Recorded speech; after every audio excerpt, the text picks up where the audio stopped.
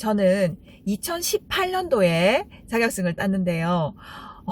정말 시험 치기 2달 남겨놓고는요. 정말 제 머리가 제정신이 아니었던 것 같아요. 60점, 평균 60점, 아니 과락 40점? 과락 40점을 맞추는 것도 정말 어려울 것 같다라는 그 조바심과 그 무시무시한 두려움 이런 것 때문에 잠도 설치고 그래가지고 결국에는 한 2, 3일을 꼬박 세운 적도 있어요. 1차, 2차 과목 요약집 정리한 내용을 바탕으로 해서 문제를 주구장창 푸는 겁니다. 그런데 정말 좋은 방법이 있어요. 저도 이 방법으로 완전 점수가요. 각 과목별로 20점에서 30점씩 점프했거든요. 여러분 알려드릴게요.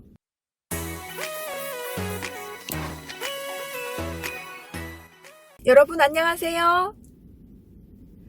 카페인카TV의 카페인입니다. 여러분 이제 공인중개사 자격시험이 딱 2달 남았는데요. 9월과 10월 이 2달간 과연 어떤 식으로 공부를 해야 떡하니 합격할 수 있을까요? 지금 이 2달 남은 기간 동안에 정말 마음이 많이 초조하실 거고요. 또 지금 막 다 머릿속에 넣어놨는데 이 2달 동안에 이게 이렇게 증발해버리면 어떡하지? 이렇게 외워놓은 것들이 다 날아가 버리면 어떡하지? 하고 참 마음이 조바심이 나는 그런 시간들이 정말 많으실 것 같아서 9월과 10월 이 2달 동안 어떻게 하면 딱 합격할 수 있는지 제가 비결을 말씀드리려고 영상을 제작했습니다. 저는 2018년도에 자격증을 땄는데요. 정말 시험 치기 2달 남겨놓고는요. 정말 제 머리가 제정신이 아니었던 것 같아요.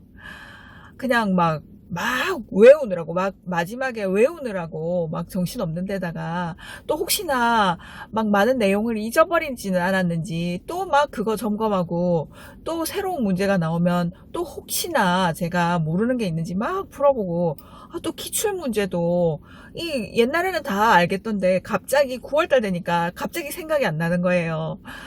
그리고 암기사항도요. 예전에는 외웠었는데 지금 또 갑자기 막 헷갈리고 문제 적용이 안 되는 거예요.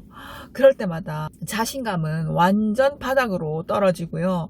그리고 과연 60점, 평균 60점, 아니 과락 40점? 과락 40점을 맞추는 것도 정말 어려울 것 같다라는 그 조바심과 그 무시무시한 두려움 이런 것 때문에 잠도 설치고 그래가지고 결국에는 한 2, 3일을 꼬박 세운 적도 있어요. 그래서 제가 지금 공인중개사 시험 준비하시는 여러분들의 마음이 어떨지 정말 100% 제가 공감을 하고 있어요. 그런데 제가 시험을 친 선배로서 여러분들께 지금 9월과 10월에 꼭 지켜야 할 필수사항을 제가 5가지 추려봤습니다. 여러분이 이 5가지를 꼭 실천하시면 딱 붙어요. 그래서 제가 한 가지 상세히 알려드릴 테니까요. 영상 처음부터 끝까지 다 봐주시기 바랍니다. 여러분 그러면 공인중개사 시험 합격을 위한 9월과 10월에 꼭 실천해야 할 5가지 팁 제가 지금부터 낱낱이 알려드리도록 하겠습니다. 자, 그러면 저와 함께 가보실까요? 고고! 구독과 좋아요 그리고 알림 설정 부탁드립니다. 자, 여러분 첫 번째입니다. 첫 번째로 여러분은 이제 기본서와 작별을 하셔야 돼요. 기본서 빠이빠이, 요약집 안녕 하셔야 되는 거예요. 왜냐면 지금 9월과 10월 2개월 동안에는 시간이 너무너무 부족합니다. 그런데 그 두꺼운 기본서를 지금 펼쳐서 읽어보기에는 시간이 너무 부족하고요. 그리고 한 과목 한 과목에 들여야 할 시간을 여러 과목으로 분산시켜서 빠른 회전을 하지 않으면 시험 당일날 그 많은 과목을 빨리빨리 쳐내야 되는데 머리 회전이 빨리 이루어져야 되거든요. 각 과목별로 스위치가 빨리빨리 되어야 머리가 유연한 사고력을 가지고서 전과목을 빠르게 머릿속 회전을 시켜서 문제를 풀 수 있는 능력이 생기는 겁니다. 그래서 지금 9월달, 10월달은요, 하루에 한 과목을 뗄 수 있어야 됩니다. 뗀다는 말은 뭐냐면 각 단원별로 완전히 써머리를 끝낸다는 뜻입니다. 그래서 기본서 가지고는 빠른 복습이 안 되잖아요. 그래서 전 과목의 요약집을 빠른 속도로 읽어내는 훈련을 9월과 10월에 하셔야 합니다. 그래서 제일 좋은 방법은 하루에 1차 과목 다 떼고 그 다음날 2차 과목 다 떼고 이렇게 하시면 참 좋은데, 정말 그것도 버겁다 하시면 이틀에 걸쳐서 1차 과목 다 떼고 그 다음에 이틀에 걸쳐서 2차 과목 다 떼고, 그리고 그러면 4일이잖아요. 그러면은 일주일이 7일이니까 사흘이 남죠. 그러면 그 사흘 동안에 1차, 2차 과목 요약집 정리한 내용을 바탕으로 해서 문제를 주구장창 푸는 겁니다. 그런데 정말 좋은 방법이 있어요. 저도 이 방법으로 완전 점수가요, 각 과목별로 20점에서 30점씩 점프했거든요. 여러분, 알려드릴게요. 우리가 흔히 말하는 장판지 있잖아요. 긴 문제집, 새로운 문제집이 막 실려있는 그런 길다란 문제집 있잖아요. 거기에서 각 단원별로 1회부터 10회까지 문제가 실려있다고 하면 그 단원의 내용이 속하는 1회부터 10회까지의 문제를 모두 다 한꺼번에 푸는 겁니다. 그냥 책상에 앉은 자리에서 화장실도 가지 말고 1회부터 10회까지의, 예를 들어서 공법의 정비법에 관한 문제만 1회부터 10회까지의 모의고사 문제집을 싹 다 푸는 겁니다. 1회, 2회 풀고 점수 매겨보고, 내가 잘 모르겠는 부분은 요약집 보고 빨리 학습을 하고, 그 다음에 3회, 4회 또 푸는 겁니다. 그러고 나서 점수를 매겨보고 또 애매모호한 게 보여요. 그럼 빨리 요약집으로 가서 또 빠른 학습을 하는 거예요. 그 다음에 4회, 5회 풀잖아요. 그러면 거의 1회, 2회, 3회, 4회 풀면서 모르는 부분이 많이 채워진 상태에서 문제를 풀기 때문에 점점 뒤로 갈수록 오차가 없이 거의 다 맞게 되는 효과가 있습니다. 그리고 한꺼번에 쭉 풀면 좋은 점이 중복되는 내용들이 계속 문제에 나오는 걸 보게 됩니다. 그래서 시험 문제에 나오는 유형을 아주 급속한 속도로 파악을 할 수 있게 됩니다. 그래서 자신감이 굉장히 많이 붙게 돼요. 그래서 여러분, 이 방법은 제가 2018년도에 썼던 방법입니다. 그래서 여러분, 그 길다란 장판지 모의고사 있잖아요. 3권을 샀습니다. 첫 번째 한 권은 방금 말씀드린 방법으로 쭉 풀어나갔어요. 1회와 2회 푼 다음에 점수 매기고 모자라는 부분 공부하고, 그 다음에 또 3회, 4회 풀고 점수 매기고 모자라는 부분 요약집 보고, 그 다음에 또 5회, 6회 풀고 모자라는 집 요약집 보고 이러잖아요. 그러다 보면요, 7회, 8회, 9회, 10회는요 거의 다 맞게 돼요. 사람에 따라 틀리겠지만 일단 정답률이 굉장히 높아지는 걸 느끼실 수 있습니다. 이런 식으로 있잖아요. 그 관련된 테마 또는 단원, 이런 식으로 나누어 가지고 집중적으로 문제를 풀다 보면요, 내가 이때까지 틀렸던 게 무엇이고 구멍이 났던 부분이 어떤 부분인지 순식간에 파악이 됩니다. 그래서 뒤로 갈수록 점수가 점점 올라가고요, 정답률이 높아지거든요. 그러면 아주 자신감으로 꽉 차게 됩니다. 그래서 이런 식으로 공부를 하시면서 정답률이 점점 높아지는 테마를 늘려가시는 게 좋습니다. 지금 9월, 10월에 딱 이 방법으로 하시면 시험 당일날 우리가 받는 문제는 완전한 새로운 문제잖아요. 근데 하나도 두렵지가 않아요. 왜냐면 우리는 새로운 문제에 이미 도전을 많이 했기 때문에 새로운 문제에 대한 두려움이 없이 시작하기 때문에 정말 좋은 방법입니다. 9월과 10월에는 꼭 이 방법으로 하셔야 합니다. 그리고 여러분, 이런 방법으로 하시다 보면 어떤 단어는 자신 있어. 그런데 어떤 단어는 진짜 이거는 무슨 알러지 반응도 아니고 정말 손도 못 대겠어요. 그런 부분은 과감하게 버리시는 것도 하나의 좋은 선택지입니다. 왜냐면요, 모르는 부분, 자신 없는 부분을 문제를 보고 계속 매달려 있다 보면 시간이 그냥 일사천리로 그냥 흘러가 버리거든요. 그러면 그 문제 뒤에 나오는 문제라든지 아주 쉬운 문제에 점수를 주기 위해서 내놓은 문제까지도 놓쳐버리는 그런 안타까운 현실이 되는 거예요. 그래서 자기가 정말 자신 없는 부분 있잖아요. 그런 부분은 과감하게 버리시고 그냥 찍으시면 됩니다. 2번으로 그냥 찍으시는 거예요. 다음으로 여러분, 두 번째 팁입니다. 두 번째 팁은요, 암기사항이에요. 여러분, 암기사항은 9월과 10월 이 2달 동안에 완벽하게 암기를 하셔야 됩니다. 그런데 암기만으로는 절대 안 돼요. 첫 자만 외우잖아요. 첫 자만 외워서 우리가 그 스토리를 만들어서 외우잖아요. 그렇게 되면 암기 과목은 거의 다 틀리게 됩니다. 왜냐면 시험 출제하시는 분들이 그걸 이미 다 알고 계시거든요. 그래서 앞에 그 두음 문자만 외운 사람들을 위해서 딱 그렇게 만들어놔요. 그러고 중간중간에 약간씩 내용을 바꾸는 거예요. 그러면 그건 정답이 아닐 확률이 굉장히 높아요. 그래서 두음 문자로 기억을 하신 분들은요, 그 내용을 반드시 문제로 많이 풀어보셔야 합니다. 슬쩍슬쩍 조금만 바꿔놓으면요, 우리는 그 뒤에 읽어보지도 않고 그 두음 문자만 보고 정답을 가려내잖아요. 그러면 100% 틀립니다.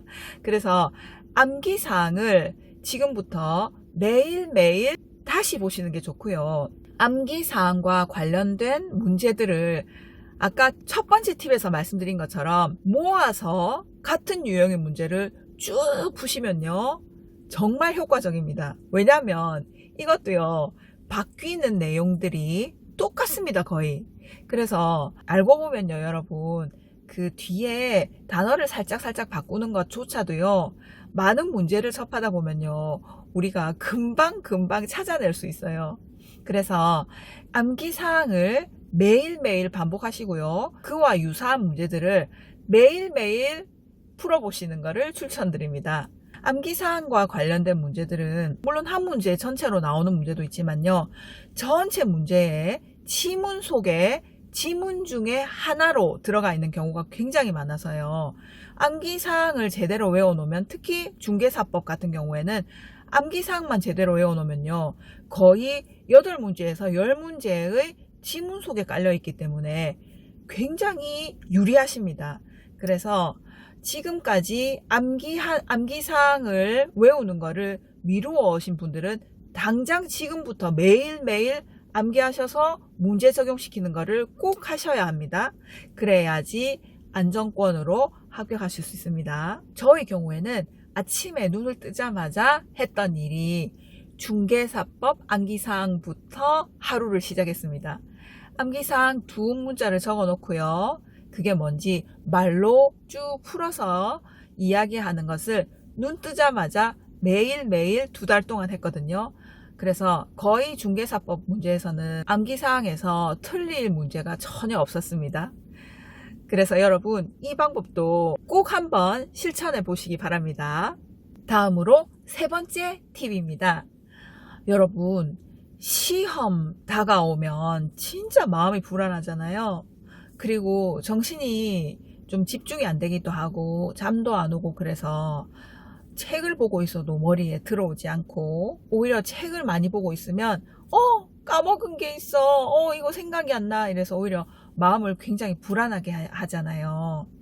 그래서 여러분, 9월 달부터 여러분, 시험 전날과 시험 당일날 시험장에 가서 복습용으로 볼 수 있는 자료를 지금부터 준비하셔야 합니다. 저는 어떻게 했냐면요, 공책, 아주 얇은 공책 하나를 사서요, 각 과목별로 글자를 아주 크게 해서 단원별 키워드, 그리고 단원별 암기사항, 이런 것들을 아주 시원시원하게 한 권에, 정말 얇은 공책에 쭉 적었습니다.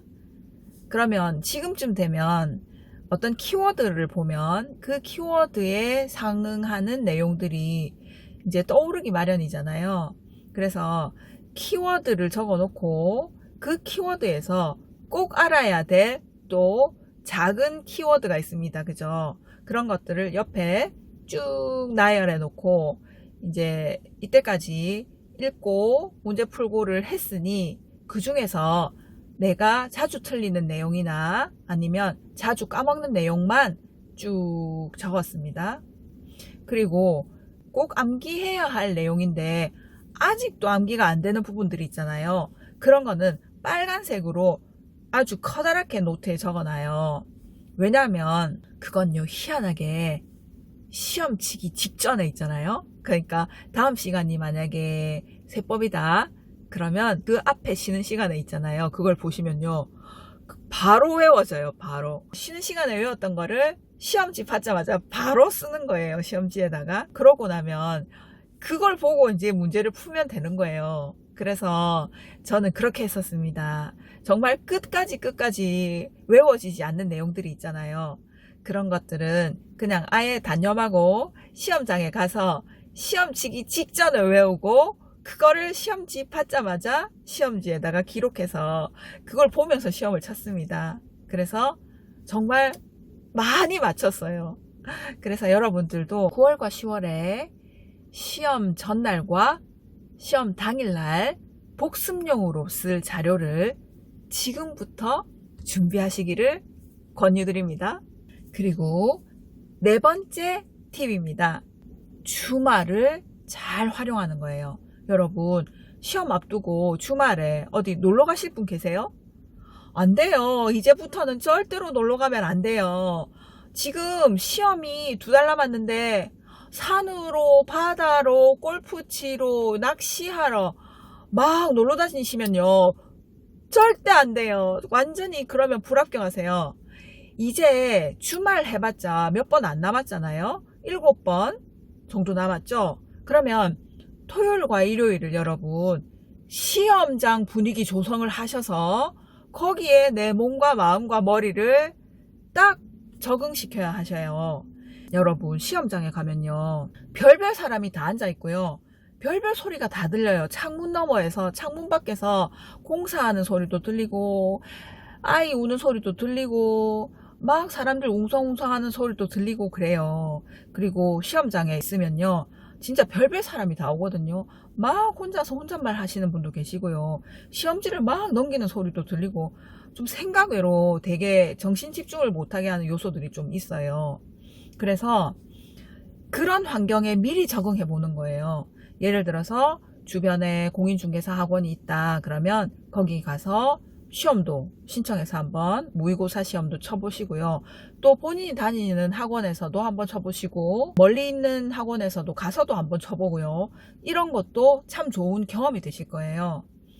저 같은 경우는 직장을 다니면서 시험을 봤기 때문에 정말 시간이 없어서 집에서 주말마다 시간을 정해놓고 아무도 못 들어오게 하고 방에서 시험을 봤었거든요. 정말 정확하게 시간을 재고 시험을 봤습니다. 이 훈련을 계속 하다 보니까요, 50분 안에 끝나잖아요. 시험이 한 과목이요. 그죠? 근데 이 훈련을 자꾸 하다 보면요, 50분이 아니라 거의 한 40분 안에 OMR 작성하는 것까지 모두 다 완료하게 되는 아주 좋은 훈련이 되더라고요.